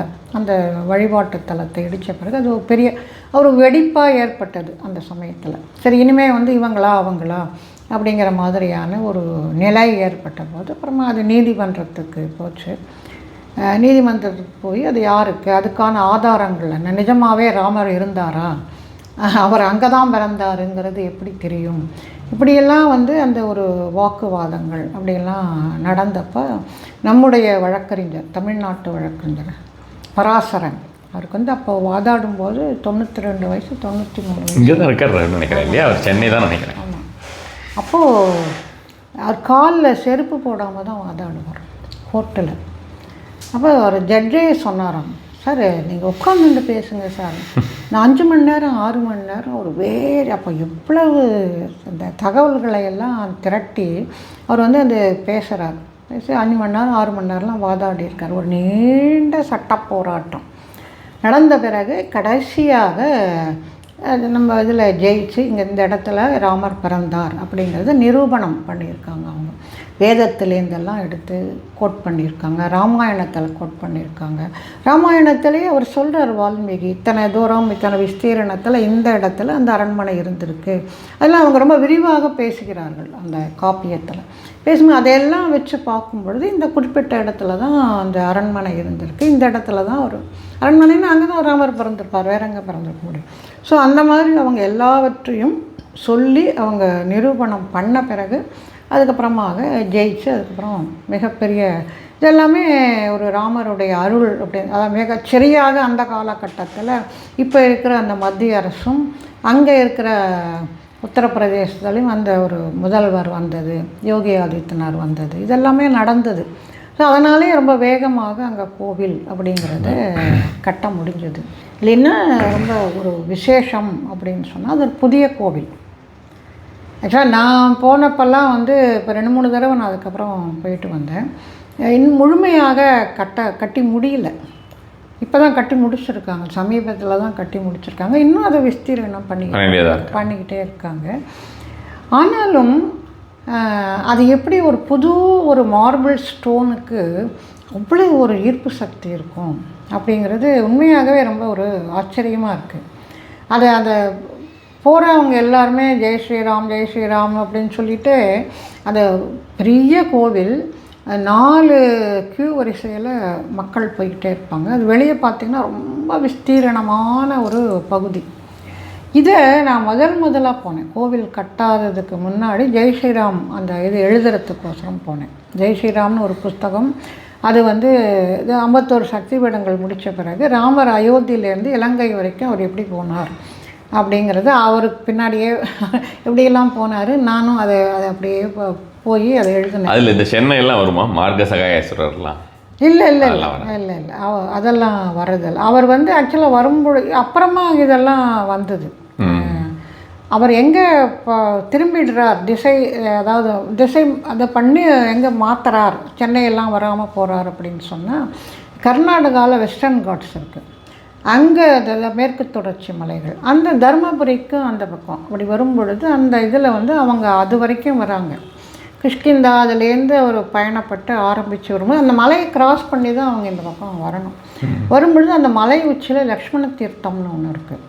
அங்கே நான் போனேன். நான் அந்த இடத்துல லக்ஷ்மணர் அவர் தீர்த்தத்தை ஏற்படுத்தியிருக்கார். ஸோ அதுக்கப்புறமா அது மேலே வந்து இந்த பக்கம் இறங்குறாங்க. தர்மபுரி, வேலூர், கிருஷ்ணகிரி அந்த மாதிரி போயிட்டு அப்படியே அவங்க அந்த சேது ராஸ்தா அப்படிங்கிற மாதிரி நம்ம இப்போ ஈசிஆர்னு சொல்கிற அதை வந்து ஈஸ்ட் கோஸ்ட் ரோடு அந்த ராஸ்தா, அது வந்து அந்த காலத்தில் சேது ராஸ்தான்னு இருந்திருக்கு. ஸோ அவங்க அப்படியே அந்த போய் புதுக்கோட்டை அந்த மாதிரி அவங்க போயிடுறாங்க. உப்பூர், அப்புறம் ராமநாதபுரம், ராமேஸ்வரம், அப்படியே அவங்களுடைய அந்த பயணம் அப்படிங்கிறது இருக்குது. இதில் என்ன அப்படின்னு சொன்னால், அவங்க வந்ததில் இந்த பக்கமாக வந்த பிறகு, மலைக்கு இந்த பக்கம் வந்த பிறகு மக்கள் வசிக்கிற பகுதியாக ஆகிடுறது. அதாவது தமிழ்நாடு மக்கள் வசிக்கிற பகுதியாகிடுது. அதனால் ராமர் கட்டளை என்ன அப்படின்னு சொன்னால், நம்மளுடைய பயணம், ஏன்னா ஏகப்பட்ட வானரங்கள், லட்சக்கணக்கான வானரங்கள் இவருக்கு பின்ன, வானரங்கள் கேட்கவே வேணாம், சும்மாவே இருக்காது. அதனால் வந்து இவர் பின்னாடி வராங்க. அப்படிங்கிறப்போ இது இனிமேல் மக்கள் அது வரைக்கும் அவங்க வந்து அந்த காட்டு வழியாக தான் வராங்க, கிஷ்கிந்தாலேருந்து அவங்க வரும்பொழுது வராங்க. ஆனால் இதுக்கப்புறமா மக்கள் வசிக்கின்ற பகுதி, அதனால் நம்ம வந்தோம் போனோம் அப்படிங்கிற ஒரு அடையாளமே இருக்கக்கூடாது. அதனால் நம்ம ராத்திரியில் தான் நம்முடைய பயணம் இருக்கணும் அப்படின்னு அவர் சொல்லிவிட்டு இந்த பகுதிகளெல்லாம் அவர் வந்து ரொம்ப ராத்திரியில் அவங்க கடக்கிறாங்க. அதனாலேயே நீங்கள் அந்த மேப்பெல்லாம் இருக்கும் வடநாட்டில் பார்த்திங்கன்னா, பல ராமர் கோயில்களில் மேப்பை போட்டு வச்சுருப்பாங்க அவங்க எப்படி வந்தாங்க அப்படிங்கிறது. இது தமிழ்நாட்டை பொறுத்த வரைக்கும் அவங்களுடைய அந்த மேப் அப்படிங்கிறது அவ்வளோ ஒரு கிளியராக ஒரு கிளாரிட்டியோடு இருக்காது. ஏன் அப்படின்னு சொன்னால் அது யாருக்குமே தெரியல அவங்க எப்படி போனாங்க அப்படிங்கிறது. நான் இந்த ஜெய் ஸ்ரீராம் எழுதுறதுக்கோசரம் அது வரைக்கும் வந்துட்டு அதுக்கப்புறம் இந்த பகுதியை கவர் பண்ணணும் அப்படின்னு போகும்பொழுது தான் ஞானாலயத்தில் தான் எழுதிட்டுருந்தேன். ஞானாலயம் மேகசினில் எங்களை நாங்கள் நடத்திட்டு இருந்தோம் ஆன்மீக பத்திரிக்கை. அதில் எழுதிட்டு இருந்தப்போ தான் அதில் மக்களுக்கு ஒரு வேண்டுகோள் மாதிரி சொன்னேன், உங்களுக்கு இந்த மாதிரி தமிழ்நாட்டில் உங்கள் ஊருக்கிட்ட இந்த மாதிரி ஏதாவது ஆதாரங்கள் இருந்தால் அனுப்புங்க அப்படின்னு சொல்லிட்டு. இப்போ எக்கச்சக்கமான பேர் அதை ரெஸ்பாண்ட் பண்ணாங்க. அது எல்லாம் வச்சு எல்லாருமே ஆர்வத்தில் எழுதுவாங்க, எனக்கு இங்கே இருக்குது அங்கே இருக்குது அப்படின்னு சொல்லிட்டு. நம்ம அதுலேருந்து உண்மையை கண்டுபிடிக்கணும். அந்த மாதிரி எடுத்து அந்த வகுத்து மேப் போட்டு அப்படி தான் எங்களுடைய பயணம். அது கரெக்டாக இருந்தது. நாங்கள் போகும்பொழுது அந்த புதுக்கோட்டை கிட்டெல்லாம் அம்மணி அம்மாள் சத்திரம்னு ஒன்று இருக்குது. அம்மணின்னு அவங்க சொல்கிறது சீதையார். அந்த இடத்துல அம்மணி அம்மாள் சீதை அங்கே பார்த்தா இருந்தா ஒரு மேடு மாதிரி இருக்குது. பல கோயில்கள் ரொம்ப இடிபாடோடு இருக்கும். ஒரு இடத்துல ஒரு சின்ன கிராமத்தில் அந்த வழியாக அவங்க போயிருக்காங்க.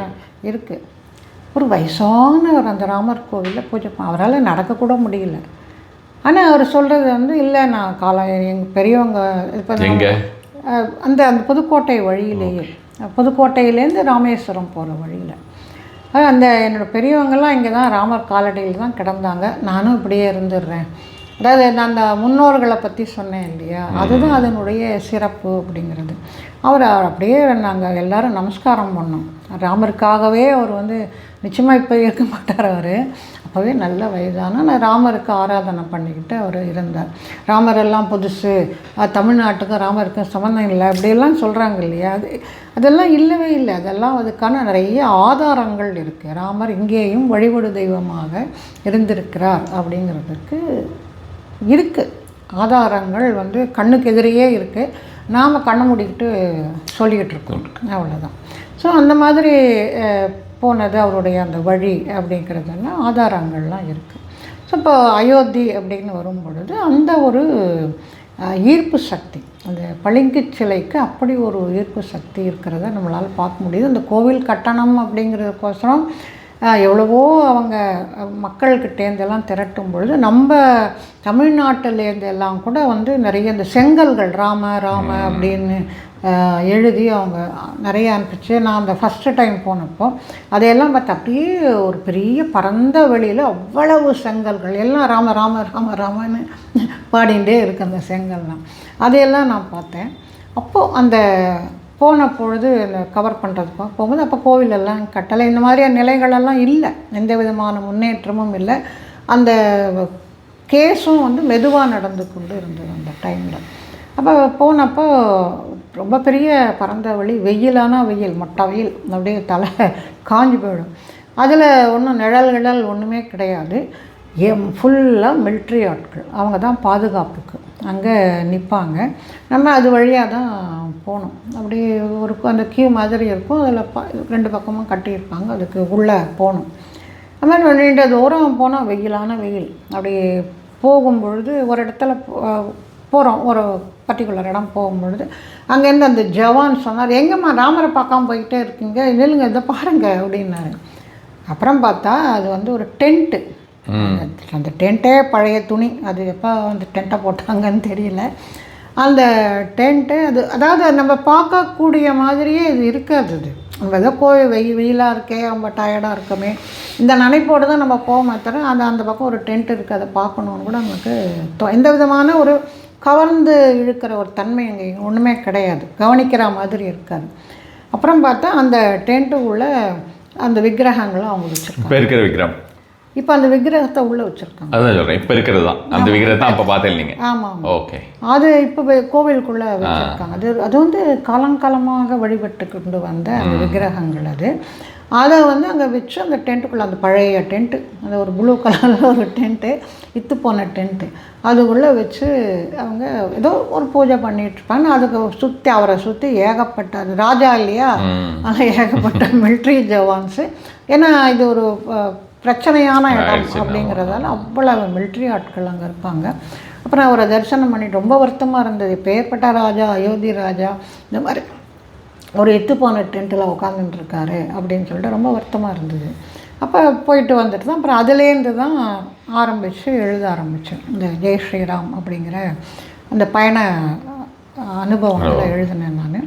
அப்புறம் அதுக்கப்புறமாக இப்போ அயோத்தியில் அந்த கோவில் கட்டின பிறகு போய் பார்க்கும் பொழுது உண்மையாகவே ரொம்ப ரொம்ப சந்தோஷமாக இருந்தது. இன்னொன்று நான் ஏற்கனவே சொன்ன மாதிரி அந்த இடம் அந்த ஒரு புண்ணிய பூமிக்கான ஒரு ஈர்ப்பு சக்தி இருக்கிறதால தான் ஒரு புதிய கோவில், ஒரு புதிய சிலை, அதுவும் பளிங்கு சிலை. நமக்கெல்லாம் ஒன்றும் பளிங்கு சிலைக்கு ஒரு அட்ராக்ஷனே ஏற்படாது. நமக்கு அந்த கல் வாழ்க்கை இல்லை. ஆமாம், ஒரு இந்த இதை கல்மூர்த்தம் பார்த்து தான் நமக்கு பழக்கம். அந்த கல்மூர்த்தம், அந்த எண்ணெய் வடிகிறது, அதெல்லாம் பார்த்தா தான் நமக்கு ஒரு ஈர்ப்பு சக்தி வரும்.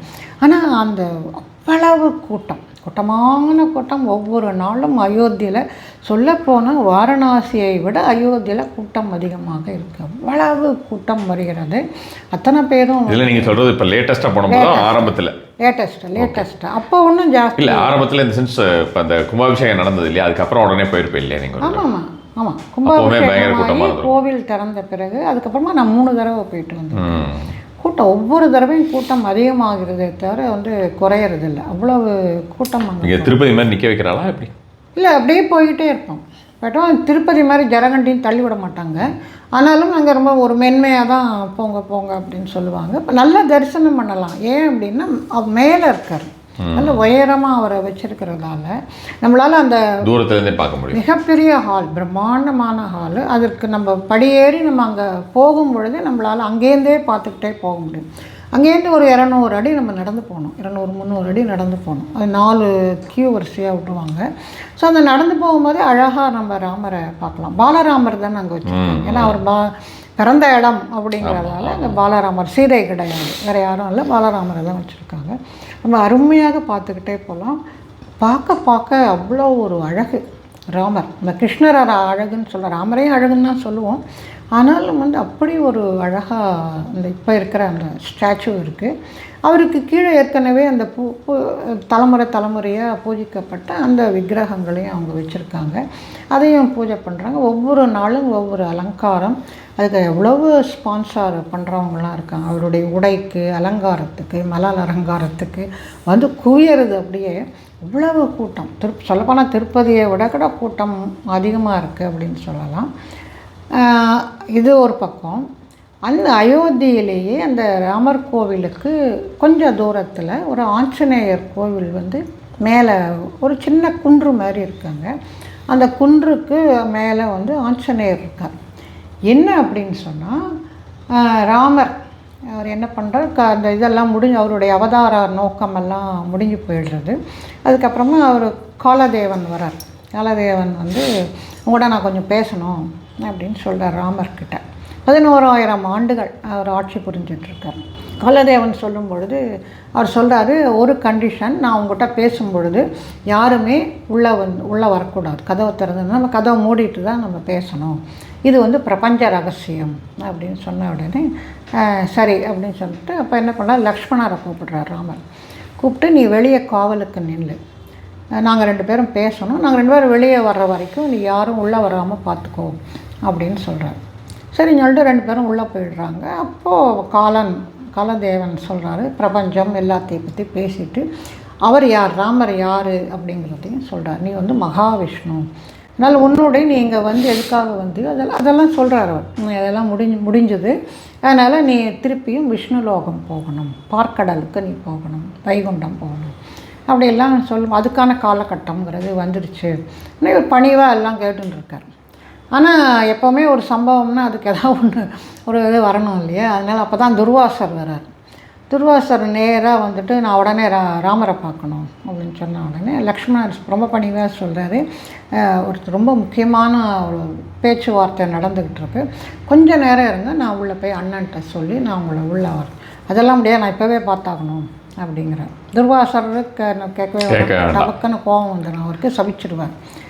ஆனால் அவர் சொல்கிறார், இல்லை இது பண்ண முடியாது அப்படிங்கும்போது, இல்லை நான் இப்போ பார்க்க என்னை விடுறியா, இல்லைன்னா இந்த அயோத்தியா நாசமாக போகட்டும்னு சபிச்சிட்டுமா அப்படின்னு சொல்கிறார். சொன்னோடனே அதுக்கு மேலே ஒன்றும் பண்ண முடியாது. அதனால் என்ன பண்ணுறார் லக்ஷ்மணர், கதவை திறந்துன்னு உள்ளே போய்டுறார். போன உடனே காலதேவன் மறைஞ்சு போய்ட்றான். ராமருக்கு ரொம்ப கோபம் வந்துடுறது. நான் அவ்வளோ தூரம் சொல்லிட்டு வந்தேன், நீ ஏன் உள்ளே வந்த, அரச கட்டளையை நீ ஏன் மீறின அப்படின்னு கேட்குறாரு. கேட்ட உடனே நடந்ததை லக்ஷ்மணர் சொன்ன உடனே சரி துர்வாசரை உள்ள வச்சு பேசிட்டார். மறுநாள் அரசவை கூடுகிறது. கூடின உடனே லக்ஷ்மணனை கூப்பிடுறாங்க. லக்ஷ்மணன் வந்து நிற்கிறான். இன்ன உடனே இந்த மாதிரி நேற்று ஒரு அரச கட்டளை ஒன்று நான் சொன்னேன், இந்த மாதிரி இது செய்யக்கூடாது அப்படின்னு சொல்லிட்டு. ஆனால் லக்ஷ்மணன் அந்த கட்டளையை மீறி விட்டான், என்ன தண்டனை கொடுக்கலாம். அந்த அரசவையை ஸ்தம்பிச்சு போயிடுறது. ஏன்னா அரச கட்டளையை மீறினால் மரண தண்டனை தான். லக்ஷ்மணனுக்கு எப்படி மரண தண்டனை கொடுக்க முடியும், யார் கொடுக்க முடியும்? அப்போது யாருமே கொடுக்க முடியாது. இப்போ யாருமே பேசாமல் இருக்கும் பொழுது அப்போது ராமருக்கு வசிஷ்டரை கேட்குறாரு, குலகுருவாக இருக்கீங்க, நீங்கள் சொல்லுங்கள் என்ன அப்படின்னோடனே அவர் மென்று முழுங்கிண்டு மரண தண்டனை அப்படின்ன உடனே அப்போது உடனே அவர் சொல்கிறார், இந்த மாதிரி லக்ஷ்மணனுக்கு மரண தண்டனை நிறைவேற்றுங்க அப்படிங்கிறது. அப்போது லக்ஷ்மணன் சொல்கிறாரு, இல்லை நானே என்னுடைய மரணத்தை நான் ஏற்றுக்கிறேன் அப்படின்னு சொல்லிவிட்டு அவர் என்ன பண்ணால் நேராக போய் சரவி நதியில் மூழ்கி அவர் இறந்து போயிடுறார். இவன் 4 பேருமா போய் அந்த மாதிரி ஆனாமல் இல்லை இல்லை இல்லை லக்ஷ்மணர் முதல்ல போயிடுறார். காரணம் அவர் ஆதிசேஷன் நாங்கள் போய் ரெடியாக இருக்கணும்.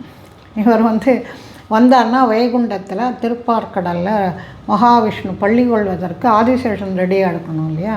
அதனால் இல்லை இது அதாவது இதெல்லாம் அந்த தர்மத்தை மீற எப்படி அவர் அப்படி உயிராக நினச்ச மனைவியையே அவர் துறக்கிறாரோ அதையும் விட பாசம் காட்டிய லக்ஷ்மணருக்கு மரண தண்டனை கொடுக்குறார். நம்ம இதுக்கு சொல்கிறோம் சீதாதேவி மேலே இவ்வளோ பழையெல்லாம் சொல்லிட்டாரு, அதெல்லாம் தப்புன்னு. ஆனால் சீதாதேவி மட்டும் இல்லை, அதை விட ரொம்ப ஒரு கொடுமையான ஒரு இதை லக்ஷ்மணனுக்கு கொடுக்குறார். லக்ஷ்மணன் வாழ்நாள் பூரா ராமனுக்காகவே வாழ்ந்தவர். சுமித்ரா போகும்போது அதெல்லாம் கூட அழகிய நிகழ்வுகள் நிறைய இருக்குது ராமாயணத்தில். சுமித்ராட்ட லக்ஷ்மணன் வனவாசம் போகும்பொழுது, அம்மா நான் அண்ணனோட போயிட்டு வரேன் அப்படின்னு பயந்துக்கிட்டே, என்ன எங்கே வேணாம் அதெல்லாம் நீ சும்மா வீட்லேயே இரு அப்படின்னு சொல்லிவிடுவாளோன்னு பயந்துட்டே சொல்லும்போது சரி போயிட்டு வா அப்படின்ட்டு அவள் சொல்லிவிடுவாள். சரின்னு ஒரு லக்ஷ்மணன் நகரும்போது லக்ஷ்மணா அப்படின்னு சுமித்ரா கூப்பிடுவான். ஒரே பயம் வந்துடும்.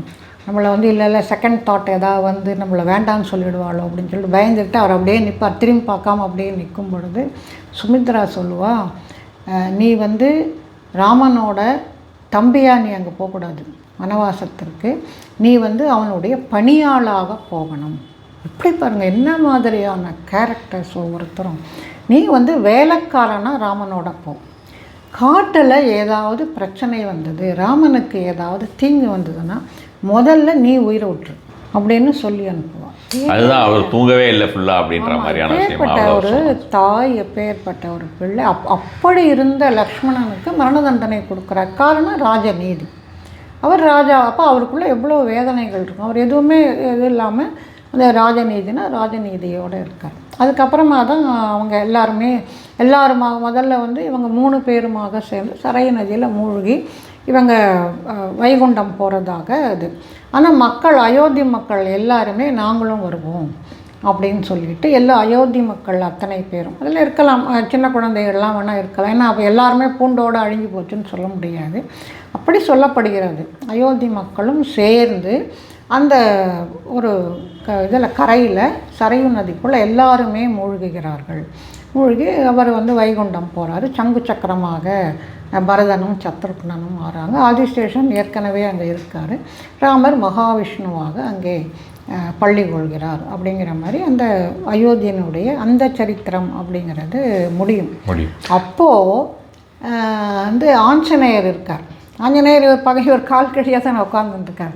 ஆஞ்சநேயரை அவர் கூப்பிடுவார், வா ஏன் அங்கேயே உட்காந்துருக்க, வா என்னோட அப்படின்னு கேட்கும் பொழுது எனக்கு ஒரு சந்தேகம் இருக்குது அப்படிங்கிறார். என்ன சந்தேகம் அப்படின்னு ராமர் கேட்கும் பொழுது, அங்கே ராமநாமா கேட்குமா, சொல்லுவாங்களா அப்படின்னு கேட்குறேன். அங்கெல்லாம் அங்கே நான் மகாவிஷ்ணுவாக தான் இருக்கேன், அப்போனா நான் வரல. நான் பூலோகத்தில் எங்கெல்லாம் ராமநாமா இருக்கோ அங்கெல்லாம் போய் நான் உட்காந்து நான் கேட்டுகிட்டே இருக்கேனே தவிர நான் அவங்களோட வரமாட்டேன் அப்படின்னு சொல்லிடுறேன். அப்போது ராமபிரான் சொல்லுவார், சரி அப்படியா இருந்தது அப்படின்னு சொன்னால், இப்போ நான் ராஜாவாக நான் போயிடுறேன், அதனால் நீ இந்த அயோத்திக்கு காவலாக எப்பொழுதுமே இருக்கணும் அப்படின்னு கட்டளை எடுக்கார். போது கண்டிப்பாக நீங்கள் ஆட்சி செய்த நாடு இது, நான் எப்போவுமே காவல் தெய்வமாக நான் அங்கே இருக்கேன் அப்படின்ட்டு சொல்லிவிட்டு அங்கேயே அயோத்தியிலே அவர் இருக்கார். இவங்க எல்லாரும் போய்டுறாங்க. அந்த ஆஞ்சநேயர் இந்த குன்று, நான் சொன்னேன் இல்லையா ஒரு சின்ன குன்று இருக்குதுன்னு, அந்த குன்று மேலே வந்து இந்த ஆஞ்சநேயர் இருக்கார், சுயம்புவாக இருக்கார். ஃபுல்லாக செந்தூரம் பூசி வச்சுருப்பாங்க. அந்த அயோத்தி கோவிலை விட இந்த ஆஞ்சநேயர் கோவிலுக்கு அப்படி ஒரு கூட்டம். அது வந்து அந்த படிக்கட்டே தெரியாது நமக்கு, தலை தான் தெரியும். அப்போ நான் ஃபஸ்ட்டு வந்து இந்த கோவில் கட்டி போன பொழுது நான் போவே இல்லை, நான் மேலேயே ஏறலை. எனக்கு பயமாக இருந்தது, எனக்கு எங்கே நசுங்கி போயிடுவோம்னு அவ்வளவு கூட்டம். அப்புறம் இப்போ கும்பமேளா சமயத்தில் போனப்போ நாங்கள் எல்லாம் ஏதாவது வேறு வழியே கிடையாது, அவங்களே தள்ளிட்டு போகிறாங்க. நம்ம வந்து வேறு எங்கேயுமே டைவெர்ட் ஆக முடியாது. அந்த அயோத்தி ராமர் கோவிலை பார்த்துட்டு அப்படியே அந்த கியூ நகர்றது, கியூனா இப்படி இல்லை அப்படி இருக்கும், அது வந்து நகர்ந்து அப்படியே ஆஞ்சநேயர் கோவிலுக்கு போகிறது. சரி வேறு வழி இல்லை, நாங்கள் போயே தான் ஆகணும். மேலே போனால் அவ்வளவு அற்புதமாக அந்த ஆஞ்சநேயர் அங்கே அந்த மலை மேலே இருக்கார். அங்கேருந்து அவர் வந்து அயோத்தியை அவர் பார்த்துக்கிறாரு. ஸோ இத்தனை 1000 ஆண்டுகளாக நடுவில் சில நூற்றாண்டுகள் பூஜை இல்லாமல் போனாலும் கூட அந்த அயோத்தி அப்படிங்கிறது அதற்கான ஒரு ஈர்ப்பு சக்தி, அதற்கான ஒரு தெய்வீக சக்தி அப்படிங்கிறது வந்து இன்னும் அங்கே இருக்குது. அதையெல்லாம் நம்ம இல்லைன்னா இவ்வளவு லட்சக்கணக்கான மக்களை தினந்தோறும் ஒரு ஈர்க்கும் சக்தி இருக்குமா அப்படின்னு சொன்னால் கண்டிப்பாக இருக்காது. அவ்வளவு பேரும் இன்றைக்கும் அந்த அயோத்திக்கு போகிறாங்க. தினம் அவ்வளோ கூட்டம் இருக்காங்க. 2 கோவில்லையும் எல்லோரும் அவங்க வந்து தரிசனம் பண்ணிக்கிட்டே இருக்காங்க. அதே மாதிரி சரையு நதியில் நிறைய அந்த புனித ஆறாது ஓடிட்டுருக்கு. இந்த எல்லோரும் முழுகினது ஒரு குப்த காட்டுன்னு ஒன்று இருக்குது சரையு நதியில். அந்த இடத்துல தான் முழுகினார்கள் அவங்க எல்லாரும் அப்படின்ட்டு சொல்கிறாங்க. நாங்கள் எப்போ போனாலும் அந்த இடத்துக்கு தான், அந்த காட்டுக்கு தான் போவோம். அங்கே போய் ஸ்நானம் பண்ணிட்டு வர்றது அப்படிங்கிறது, ஏன்னா ராமரெல்லாம் அவரெல்லாம் இறங்கின அவ்வளோ ஒரு புண்ணிய ஸ்தலம் அது, இடம் அது. அதனால் அங்கே போய் நாங்கள் ஸ்நானம் பண்ணிட்டு வர்றது அப்படிங்கிற ஒரு வழக்கமாக வச்சுப்போம். இப்போது அயோத்தி அப்படிங்கிறது திரும்பவும் அந்த பழைய ராமருடைய, ஏன்னா பாலராமர் அங்கே எழுந்தருளி இருக்கிறதால அந்த மாதிரி அந்த பழைய அயோத்தி மாதிரி கோலாகலமாக இன்றைக்கு அந்த அயோத்தி அப்படிங்கிறது ஒரு அற்புதமான நிலையில் இருக்குது. திரும்ப பட்டாபிஷேகம் ராமரையும் வைக்க போகிறான்னு சொல்கிறாளே, நிறைய விரிவுபடுத்திக்கிட்டே இருப்பாங்க. கோவிலை வந்து விரிவுபடுத்தி ஒவ்வொன்றா அவங்க அங்கே பண்ணிக்கிட்டே இருக்காங்க. எல்லாத்துக்கும் முன்னாடி அந்த மூலராமராக அந்த பாலராமர் வந்து அங்கே எழுந்தருளி இருக்கார். ரொம்ப அங்கே அந்த இங்கெல்லாம் போயிட்டோம் அப்படின்னு சொன்னால் நம்ம மறந்து போயிடுவோம். அப்படியே இந்த ராமநாமாவை சொல்லிக்கிட்டே போவோம். அந்த மாதிரியான ஒரு நிலை அப்படிங்கிறது ரொம்ப ஒரு அற்புதமாக இருக்குது அந்த இடத்துல. அந்த ஈர்ப்பு அதுதான் எனக்கு ஆச்சரியமாக இருக்குது. அந்த ஈர்ப்பு சக்தி அப்படிங்கிறது எப்படி டமால்னு அது வந்துடுச்சு. ஆனால் அதுக்கு காரணம் இவ்வளவு ராம பக்தர்கள் அந்த கோவிலுக்காக கட்டுறதுக்காகவும் இந்த நிலைக்காகவும் எத்தனையோ ராம பக்தர்கள் எவ்வளவோ போராடி இருக்காங்க. சட்ட ரீதியாக போராடி இருக்காங்க, பொருளாதார ரீதியாக போராடி இருக்காங்க, எவ்வளவோ செஞ்சு அதை வந்து திருப்பியும் நிர்மாணம் பண்ணிட்டாங்க. அந்த ராமருடைய ஆட்சி அப்படிங்கிறது கொண்டு வந்தாச்சு. மற்றபடி இப்போ அங்கே இப்போ அதர் டெம்பிள்ஸ்க்கு இப்போ இந்த திருப்பதி மாதிரியோ இதெல்லாம் போனோம்னா இவ்வளோ நேரத்தில் தான் தரிசனம்னு இருக்கா? அப்படிலாம் இல்லை. அது எப்போவுமே இருக்குது. காலையில் திறந்தாங்கன்னா ராத்திரி வரைக்கும். இல்லை நம்ம கொஞ்சம் சீக்கிரமாக பார்த்துட்டு வந்துட முடியாதான்னு கேட்குறேன். ஒரு 2 hours 3 hours அந்த மாதிரி அது வந்துடலாம். ஏன்னா பெரிய இடம், பெரிய க்யூ, நிறைய ஸ்பேஷியஸாக இருக்கிறதால நம்ம அங்கே போயிட்டு பார்த்து எங்கேயுமே நம்ம நின்றுடுவோம், டிராஃபிக் ஜாம் ஆகிடும் அப்படிங்கிற மாதிரியான ஒரு பிரச்சனையே இல்லை. அதனால் போயிட்டு வந்துடலாம். ஏன்னா என்னன்னா அதாவது அது ஒரு அயோத்திங்கிறது முதல்ல இந்த கோவிலுக்கு முன்னாடி ஒரு வறண்ட ஒரு கிராமமாக இருந்தது. அங்கே ஒன்றுமே கிடையாது, எல்லாம் ரொம்ப இடிபாடுகள் அந்த மாதிரிலாம் தான் இருக்கும். ரொம்ப ஒரு ஏழ்மையான ஒரு கிராமம், ஒரு பழைய கிராமம், வடநாட்டு கிராமம் அப்படின்னா எப்படி இருக்குமோ அப்படி தான் அது இருந்துகிட்டு இருந்தது. இது திடீர்னு இந்த மாதிரி ஒரு கோவில் கட்டி அது திறந்த உடனேயே இங்கே லட்சக்கணக்கான மக்கள் வர ஆரம்பித்த உடனேயே வாழ்வாதாரம் அந்த ஒரு கிராமம் திணறி இப்பவும் கூட இன்னும் கூட அது ஒரு ப்ராப்பராக ஒரு அந்த ஒரு வழி நடத்துறது, இப்படி போங்க அப்படி போங்கன்னு சொல்கிறது அப்படிங்கிறதெல்லாம் இன்னும் இல்லை. அந்த டிராஃபிக் கண்ட்ரோல் அது கரெக்டாக இது பண்ணுறது கொஞ்சம் கொஞ்சமாக வரும். ஆனால் எல்லா இடத்துலையும் சைன் போர்டு வச்சுருக்கலாமே, திரும்புகிற இடத்துலலாம் எல்லா லாங்குவேஜ்லையும் வச்சுருக்கா இப்போ அப்படின்ற மாதிரி வச்சுருக்காங்க. ஆனால் வந்து நம்ம டிரான்ஸ்போர்ட் அப்படிங்கிறது வந்து வெளியிலேயே நிறுத்திடுவாங்க. ஆட்டோக்காரனே திணறுவான். நான் வந்து என்ன ஆட்டோவில் தான் உள்ளே போக முடியும், வேறு போக முடியாது. அப்படி போகும்பொழுது திணறுவாங்க அவங்கெல்லாம். ஒரு தடவை இப்படி போகும்பாங்க, இன்னொரு தடவை இப்படி போகும்பாங்க. அந்த டிராஃபிக்காரங்களுக்கும் அந்த போலீஸ்காரங்களுக்கும் ஒன்றும் புரியாது. அவங்களும் ஏதோ ட்ரை பண்ணிக்கிட்டே இருக்காங்க சரி பண்ணணுன்ட்டு. அதேமாதிரி அங்கே இருக்கிற மக்களும் அப்படி தான், அவங்களுக்கும் இன்னும் பண்ணல. ஒரு தங்குற மாதிரியான ஒரு அற்புதமான இடம், ஒரு நல்ல சாப்பாடு அப்படிங்கிறதெல்லாம் இன்னும் பரவலாக வரலை. அதாவது அந்த இன்ஃப்ராஸ்ட்ரக்சருங்கிறது வந்து இன்னும் விரிவடையலை. இருக்குது, பேசிக்காக கொஞ்சம் இருக்குது, பட் இன்னும் ரொம்ப ப்ராப்பராக வரல. வந்துடும், அது எல்லாமே காலப்போக்கில் வந்துடும், அது ஆட்டோமேட்டிக்காக வரும் அப்படின்னு தான் சொல்லணும். ஆனால் இதை பற்றிலாம் யாரும் கவலையே படுறது கிடையாது. எல்லோரும் ராமரை பார்க்கணும், ஆஞ்சநேயரை பார்க்கணும் அப்படிங்கிற மாதிரி தான் போய்ட்டு. அங்கேயே வந்து அந்த கனக் மாளிகை அப்படிங்கிறதுக்கு பேலஸ் இருக்குது. அங்கே தான் அது ரொம்ப பழைய இதுவாக இருக்கும். அங்கேயும் ராமர் லக்ஷ்மணர் சீதை எல்லாம் இருக்காங்க. அது கனக் பவன். அது என்ன சொல்கிறாங்க அப்படின்னா கைகேயி வாழ்ந்த இடம் அப்படின்ட்டு சொல்லுவாங்க. அதுலேயும் ஒரு சுவாரஸ்யமான ஒரு விஷயம் என்ன அப்படின்னு சொன்னால், நம்ம வடநாட்டில் இந்த மாதிரி பெரிய ஜாயிண்ட் ஃபேமிலியெல்லாம் புதுசாக கல்யாணம் பண்ணிட்டு வந்த உடனேயே அந்த மருமகள் அவளை சமைக்க சொல்லுவாங்களாம். சமைச்சு அவள் எப்படி சமைக்கிறா அப்படிங்கிறத சமைக்கிறது மட்டும் இல்லை, சமைக்கிறது, பரிமாறுறது, அவள் எப்படி போகிறா எப்படி வரா எல்லாமே அதில் தெரிஞ்சுக்கலாம். அந்த அவளுடைய குணங்கள் எல்லாத்தையும் பார்க்கலாம். அந்த மாதிரி சீதையை வந்து கைகேயை சமைக்க சொல்லுவாள். ஆக்சுவலாக சொல்லப்போனால் கைகேயிக்கு வந்து ராமனை தான் ரொம்ப பிடிக்கும். ராமன் மேலே தான் அவ்வளவு அவள் பாசமாக இருந்திருக்கான். கோசலை வந்து பரதனை வளர்த்துருக்கான். இப்படி தான் அவங்க வந்து ஒருத்தருக்குள்ள ஒருத்தர் அப்படி இருந்திருக்காங்க. ஆனால் எல்லாமும் அதுக்கிட்ட சொல்லுவாங்களே, கைகேயி வந்து இந்த அசுர வதம், ராவணனுடைய வதம் நடக்க வேண்டும் அப்படிங்கிறதுக்கோசரம் தான் ராமனை அந்த மாதிரி அவள் வனவாசம் அனுப்பினான்.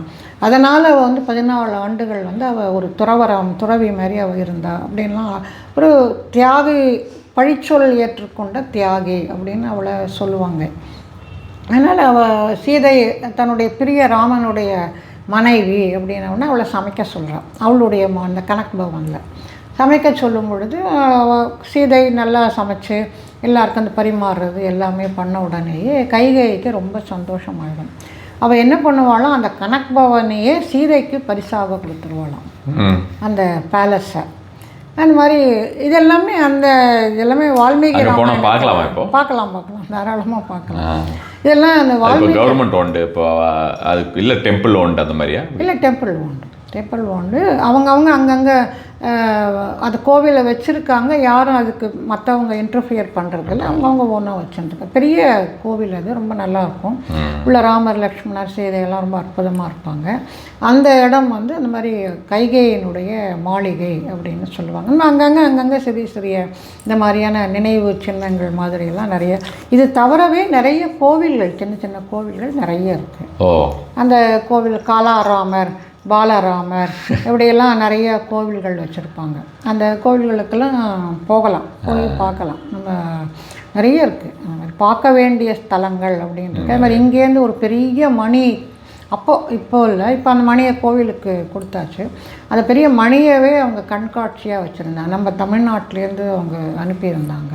அதுக்குன்னே தனியாக ஒரு ஷெட்டு போட்டு வச்சுருந்தாங்க. அது மாதிரி அந்த செங்கற்கள், ராமராமான்னு எழுதின செங்கற்கள் ஒரு பெரிய என்னோட ஃபாலோவர்ஸ் நிறைய பேர் கொடுத்துருக்காங்க அந்த டைமில். கிட்டத்தட்ட அது கொரோனா டைம் தானே வந்தது அது உங்களுக்கு. அந்த டைமில் வந்து நிறைய பேர் எல்லாரும் வந்து அவளுக்கு வீடு கட்டணுன்னாலோ இல்லை வீடு வந்து நல்லபடியாக வீட்டில் எல்லாம் சந்தோஷமாக இருக்கணும்னா எல்லாரும் தனியாக ஒரு செங்கல் எடுத்து வச்சுட்டு அயோத்திக்கு பிரார்த்தனை பண்ணி உங்களால் முடிஞ்ச பணத்தை கொஞ்சம் எடுத்து வச்சுட்டு அதை வந்து அனுப்பி வைக்கிறேன்னு சொல்லிட்டு நீங்கள் பிரார்த்தனை பண்ணிக்கோங்க. முடியலன்னா பைசாவை மட்டும் அனுப்பிட்டு உங்களுக்கு நீங்கள் வீடு ஏதாவது கட்டும்போது அதை எடுத்து நீங்கள் பண்ணுங்க. எல்லாராலையும் போகணும், எல்லோரும் போய் அதை பண்ணணுன்ற ஒரு எண்ணம் தான். அந்த டைமுக்குள்ளே முடியலன்னா அட்லீஸ்ட் வேறு ஏதாவது ஒரு கோயிலில் போயிட்டு அந்த செங்கலை வச்சுட்டு வந்துருங்க அப்படின்னு சொல்லியிருந்தேன். நிறைய பேர் பண்ணால் ஸ்டில் அந்த கொரோனா டைமில் இதுவும் திருப்பதியிலையுமே வந்து பார்த்தோம்னா கொஞ்சம் ஷார்ட்டேஜ் ஆச்சு. ஸோ அது ஆமாம். ஸோ அப்போ அதுக்குமே அப்போ இந்த டைமில் தான் திருப்பதிக்கு போகணும், எப்போ பார்த்தாலும் இருக்கிற டைம்லேயே போய் போட்டுருக்கக்கூடாது, இப்போ தான் நம்மளால் முடிஞ்சதை பண்ணணும்னு சொல்லியிருந்தேன். அது பண்ணிடலாம் நல்லா. லட்சக்கணக்கான செங்கற்கள் அங்கே வந்து அதெல்லாம் பார்க்கும்போது ஒரு மெய்சிலிருக்கும் அதாவது யாரோ ஒருத்தர் கட்டுனாங்க அப்படிங்கிற மாதிரி இல்லாமல் நம்முடைய பாரத தேசத்தில் இருக்கிற அத்தனை பேருடைய எண்ணமும் அந்த ராமர் கோயில் வரணும் அப்படிங்கிறது இருந்தது. அதற்கான முயற்சிகள்ங்கிறது எல்லா ராம பக்தர்கள் அத்தனை பேரும் பண்ணாங்க. அப்படி ஒரு ஊர் கூடி தேர் இழுத்தல்னு சொல்லுவாங்க இல்லையா, அந்த மாதிரி வந்து அது எல்லாருமாக சேர்ந்து அது கட்டி ஒரு அற்புதமான 2 தலைவர்களுடைய தலைமையில் அந்த கோவில் கட்டப்பட்டு இன்றைக்கி வந்து லட்சக்கணக்கான மக்களை ஈர்த்து கொண்டு இருக்கிறது. அந்த மோக்ஷபுரி அப்படின்னு அந்த அயோத்தியை சொன்னது இப்போ அது கண்கூடாக நம்மளால் பார்க்க முடியுது. வாரணாசிக்கு போயிட்டு அயோத்திக்கும் போகிறது 3 இப்போ நிறைய பேர் அயோத்தி, வாரணாசி, நம்ம அலகாபாத், அந்த திரிவேணி சங்கமம் இது அங்கே போனாங்க அப்படின்னு சொன்னால் இந்த 3 முன்னாடியெல்லாம் அயோத்தி யாருமே காசி போவாங்க, அலகாபாத் போவாங்க, இல்லை கயா சில பேர் போவாங்க. ஆனால் அப்படி இல்லாமல் இப்போ இந்த 3ஐயும் பார்க்குறது அப்படிங்கிற மாதிரி இருக்குது. இந்த அயோத்தி போகிற வழியில் தான் குஹன் இருக்குது ஸ்ருங்கிபேரிபுரம் அப்படின்னு. அது வந்து ஒரு அழகான அனுபவம். அது ஸ்ருங்கிபேரி அயோத்திக்கு கிட்ட அப்படின்னு வச்சுக்கோங்களேன். ஸ்ருங்கிபேரிபுரம் அப்படிங்கிறது அயோத்தியிலேருந்து வனவாசத்திற்காக இவங்க ராமர் எல்லாரும் கிளம்பி போகிறாங்க. தேர் போகிறது, மக்களெல்லாம் அழுதுகிட்டே போவாங்க, அவங்க பின்னாடியே போவாங்க. இவங்க அலகாபாத் வரைக்கும் வராங்க. வந்துட்டு அப்போ வந்து ராத்திரி ஆகிடுச்சு. ராத்திரி ஆன உடனே எல்லோரும் தூங்கும் பொழுது அப்போ ராமர் வந்து அந்த சுமந்திரனை அவர் தான் தேர் ஓட்டி அவர் எழுப்பி எல்லோரும் தூங்குறாங்க, இப்போ வந்து சத்தமே இல்லாமல் நம்ம கிளம்பிடலாம் அப்படின்னு சொல்லிட்டு அவங்க வரைக்கும் கிளம்பி அந்த கங்கையை தாண்டி அந்த பக்கம் போவாங்க. போகும்பொழுது ஸ்ருங்கிபேரிபுரம் பேர். அங்கே தான் குஹன் இருக்கிறார். குஹன் வந்து அந்த ரொம்ப அற்புதமாக இருக்கும் அந்த இடம். சிறிய கிராமம் அது ஸ்ருங்கிபேரிபுரம்ங்கிறது. அந்த இடத்துல தான் அரசனாக அந்த குஹன் இருக்கான். நாவாய் ஊட்டி, படகு ஊட்டி இருக்கான். இவன் வந்து எல்லாரையும் வரவேற்று அப்படியெல்லாம் எல்லாருக்கும் இது பண்ணுறான். அப்புறம் அங்கே ஒரு இடத்துல வந்து ஒரு மேடை மாதிரி இருக்கும். அந்த மேடையில் நீங்கள் இங்கே படுத்துக்காங்க, இங்கே அதாவது வனவாசத்தினுடைய முதல் ராத்திரி அந்த ராத்திரி அப்படின்னு படுத்துக்காங்க. நான் தூசியெல்லாம் தட்டிட்டு அங்கே அவன் கூப்பிடுவான் தன்னுடைய இடத்துக்கு. ஆனால் ராமர் வந்து இல்லை நான் வனவாசி, எங்கேயும் வீட்டுக்கெல்லாம் வரக்கூடாது, நான் காட்டில் தான் இருக்கணும் அப்படின்னு சொன்ன உடனேயே அந்த சரி இங்கே இருங்க அப்படின்னு சொல்லிட்டு ஒரு இடத்த காமிச்சு அங்கே ரொம்ப இப்போ பார்க்கும்பொழுது அது வந்து ரொம்ப பழையமையான இடமா இருக்கும். அந்த இடமா இருக்குது அந்த இடம். அப்போ இவங்க சீதையும் ராமரும் அங்கே அந்த இதில் படுத்துப்பாங்க, அந்த மேடையில் படுத்துப்பாங்க. அதை பார்த்துட்டு லக்ஷ்மணன் அப்படி கண்ணீர் விடுவான். அதாவது எப்பேற்பட்ட ராஜாவா ராணியா அந்த பஞ்சு மெத்தையில் படுத்துட்டு இருந்தவங்க இங்கே இந்த கல் தரையில் படுத்துட்ருக்காங்களே. அவன் தூரமாக அங்கே நின்றுட்டு வந்துட்டு ஒரு அழுவான், கண்ணில் தண்ணியை வந்துக்கிட்டே இருக்கும். அப்போ குஹன் வருவார். வந்துட்டு ஏன் அழற, நீ தூங்கலையா அப்படின்ட்டு கேட்கும் பொழுது அப்போ அவர் வந்து இந்த சம்பவங்களை எல்லாம் இரவு போகிற அவர் சொல்லுவா லக்ஷ்மணன் சொல்ல குஹன் கேட்டுப்பான். ஓ அப்படி நான் வந்து ராமனை அயோத்தியனுடைய இளவரசன், அவன் ரொம்ப நல்லவன், அதெல்லாம் தான் நான் கேள்விப்பட்டிருக்கேன், இதெல்லாம் இல்லை பெயர்பட்டதவா அப்படின்னு சொல்லிட்டு அப்பா சொல்லுவாள், நீ அதை விட பெரிய தியாகி நீ அப்படின்னு சொல்லிட்டு அன்றைக்கெல்லாம் லக்ஷ்மணன் தூங்கவே மாட்டான். வனவாசம் முழுக்க தூங்கவே மாட்டான். இரவு முழுக்க அப்படியே அவன் முழிச்சுக்கிட்டே இருப்பான். இது ஆச்சு அப்படின்னு சொன்னால் அதுக்கப்புறமா தான் மறுநாளே பரதன் அங்கேருந்து கிளம்பி வரான். அதுக்குள்ளே இவங்க போய்ட்றாங்க. அதுக்கப்புறம் அந்த மறுக்கரையில் கங்கையை தாண்டி அவங்க இதுக்கு தண்டகாரண்யத்துக்குள்ளே அவங்க போயிடுறாங்க. அப்போ பரதன் வரான். பரதன் வந்துட்டு இங்கே ஸ்ருங்கிபேரிபுரத்துக்கு வந்துடுறான். வந்துட்டு கேட்குறான் குஹனை கூப்பிட்டு, எங்கள் அண்ணா எங்கே அப்படின்ன உடனே போயிட்டாங்க வந்துட்டு நேற்று ராத்திரி இங்கே தான் படுத்து தூங்கினாங்க அப்படின்னு சொன்ன உடனே பரதன் வந்து புரண்டு அழுவான். வந்து பேர் இந்த இடத்துல இங்கேயே அண்ணனும் அண்ணியும் தூங்கினாங்க. ஆமாம், அண்ணனும் அண்ணியும் தூங்கினாங்க. லக்ஷ்மணன் கண்ணு முழிச்சுக்கிட்டே அவர் நின்றுட்டு இருக்காரு, போதாண்டா அந்த இதை வச்சுக்கிட்டு வில்லை வச்சுக்கிட்டு நின்றுட்டு இருந்தார் அப்படின்ட்டு சொல்லுவார். ராமாயணத்தில் ஒவ்வொரு சம்பவமும் பார்த்திங்கன்னா அப்படி மனதை உருக்குகின்ற சம்பவமாக இருக்கும். நம்ம அங்கே போய் நின்று இதெல்லாம் பேசும் பொழுது நமக்கே கண்ணில் அப்படியே கண்ணீர் ததும்பும். அந்த மாதிரி அதுக்கப்புறம் தான் திருப்பியும் தொடர்ந்து போயிட்டு அங்கே போய் ஒரு ராமரை சேவிக்கிறார். அப்புறம் அந்த இது வாங்கிட்டு வராரு, பாதரட்சையை வாங்கிட்டு வராரு. அப்புறம் அதுதான் 14 ஆண்டுகள் ராமருடைய இந்த பாதரட்சை தான் ஆட்சி செய்கிறதுன்னு வச்சுக்கோங்க. ஸோ அந்த சிருங்கேரிபுரம்ங்கிறது இன்றைக்கும் இருக்குது. அந்த கங்கை அங்கே ஓடுறது எல்லாமே இருக்குது. அந்த படவோட்டியாக குகன் இருந்தது. அந்த இடங்கள்லாம் கூட நான் போய் பார்த்தேன். ரொம்ப ஒரு அருமையான இடங்கள், அருமையான நினைவுகள். நம்ம மனசே அப்படி புனிதமாயிடுறது நல்ல விஷயங்களை எல்லாம் கேட்கும்போது அதனால தானே இதெல்லாம் படிக்க சொல்கிறாங்க. உயர்ந்து போயிடுறது நம்முடைய மனசு அப்படிங்கிறது. ஸோ அயோத்தியோட தொடர்புடையவை இதெல்லாம். அதுக்கப்புறம் அங்கே தண்டகாரண்யம் வந்துட்ட பிறகு வனவாசம், இந்த ராட்சசர்கள் வர்றது அதெல்லாம் மாறி போய்டுறது. இது வரைக்கும் அந்த 4 குழந்தைகளுடைய ஒரு சரித்திரம், ஒரு அற்புதமான சரித்திரம். இப்போ நீங்கள் இப்போ நெக்ஸ்ட் ஒரு டூர் கண்டக்ட் பண்ணுற மாதிரி இருந்ததுனாக்கா இப்போ இந்த அயோத்திக்கு, அப்போது அதில் வந்து இதெல்லாமும் கவர் ஆகுமா? குஹனோட நான் செய்தலாம். ஆமாம், சிருங்கேரிபுரம்லாம் கூட்டிகிட்டு சாதாரணமாக அந்த மாதிரி போகிறதில்லை. எனக்கு இதெல்லாம் போனேன், நான் அதெல்லாம் அனுபவிச்சேங்கிறதால அந்த டூரு கூட்டிகிட்டு போகிறதுங்கிறது எதுக்காக அப்படின்னு சொன்னால், நான் மீண்டும் மீண்டும் அந்த இடங்களுக்கெல்லாம் போய் அதே இதை வந்து நானும் தரிசனம் பண்ணணும். அதாவது நம்ம நினச்சி இப்போ போக முடியாது. இந்த மாதிரினா நம்ம கமிட் ஆகிறோம் இல்லையா, அப்போ எனக்கு வந்து ரொம்ப சந்தோஷமாக இருக்கும். நம்ம திருப்பியும் போகலாம், பார்க்கலாம் அப்படிங்கிற மாதிரி. அதனால் அந்த இடங்களுக்கெல்லாம் சிருங்கேரிபுரத்துக்கு கூட்டிகிட்டு போகிற மாதிரி தான் ரொம்ப ஒண்டர்ஃபுல்லாக இருந்தது. ஒரு டைம் ட்ராவல் மாதிரி ஆகிடுது. கிட்டத்தட்ட அங்கே போயிட்டு திரும்பியும் போயிட்டு அதெல்லாம் வரலாம், பார்த்துட்டு அந்த இடத்துல நின்று எல்லாத்தையும் பார்த்துட்டு திரும்பி வந்த மாதிரி தான். அது சாதாரணமாகவே வந்து பார்த்தோம்னாக்கா ராமாயணம் சுந்தரகாண்டம்லாம் கேட்குறச்சே அப்படி இருக்கும்னு சொல்லுவா. நான் மல்டிபிள் டைம்ஸ் சுந்தரகாண்டம் வந்து படிக்கிறது உண்டு. யூஸ்வலாக அது ஒரு பழக்கம். இது இந்த ராமாயணத்தோட இந்த ஒரு இதெல்லாம் வந்து சொல்ல சொல்ல ஆசிஃப் வந்து அந்த இடத்துல அப்படியே ஒரு ட்ராவல் பண்ண மாதிரி ஒரு பர்டிகுலராக அந்த ஃபைனல் மூமெண்ட்ஸ் எல்லாமே வந்து ரொம்ப அந்த குஹனோட இடமெல்லாம் அது சொன்னபோது அப்போ அந்த டைமில் அவளோட அந்த ஒரு எந்த அளவுக்கு ஒரு ஹார்ட் ஃபீலிங்ஸ் இருந்திருக்கும் அப்படின்னு நினச்சிங்கன்னா, நான் லக்ஷ்மணருக்கெல்லாம் சொல்கிறேன். அதெல்லாம் நமக்கு திரும்ப அதெல்லாம் யோசிக்க வைக்கிறது. ஸோ எனக்கு சொல்லும்போது அந்த மேடை அதெல்லாமே எனக்கு வருது. அதெல்லாம் திரும்பி பார்க்குற ஒரு சந்தர்ப்பம் எனக்கு கிடைச்சது. ரொம்ப ஒண்டர்ஃபுல்லாக இருந்தது. நமஸ்காரம்.